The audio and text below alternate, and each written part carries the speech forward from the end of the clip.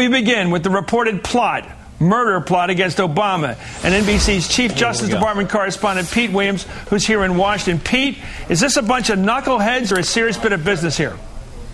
Certainly the answer to the former is yes, in terms of knuckleheads, and I think that the government is trying to investigate how serious it was, and I think the initial feeling here in Washington is not very.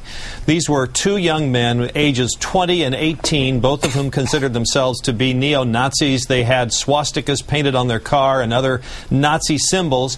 They met on the Internet, where they apparently discussed a range of plans, including killing 88 people and trying to, in a different way, kill 14 black people. And apparently the numbers 88 and 14 have some significance for neo-Nazis. They would raise the money for this whole plot by robbing houses, and they would get guns by robbing gun dealers. Now, one of them had a sawed-off shotgun.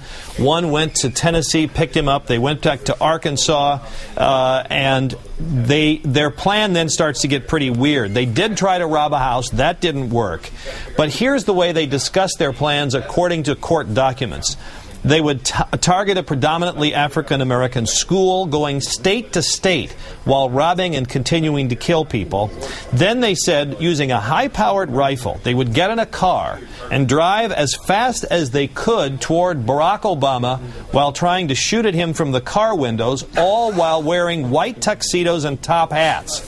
So they did succeed in shooting a window out of a church. But that's apparently as far as it got. They did they did buy a mask in a Walmart in Brownsville, Tennessee. I think the best way to say this, Chris, is it's under investigation. There's certainly some serious federal offenses here, but it does not appear that this was much of a threat to Barack Obama. I would think the defense would be diminished capacity right up front here, wouldn't you? Well, you know, the feds take these things very seriously. Anytime someone takes steps like this, they not only talked about it. One went to another state, picked the other guy up. One of them drew a little map of a gun dealer they were going to rob. I mean, there are some serious federal offenses here. That's a separate issue from whether it was a threat to Barack Obama, and I think the feeling here tonight is, while there's more investigation to be done, the answer to that latter question is no. Okay, great. It's a serious threat in the sense that any threat could be serious, but not an organized conspiracy the way we've studied history.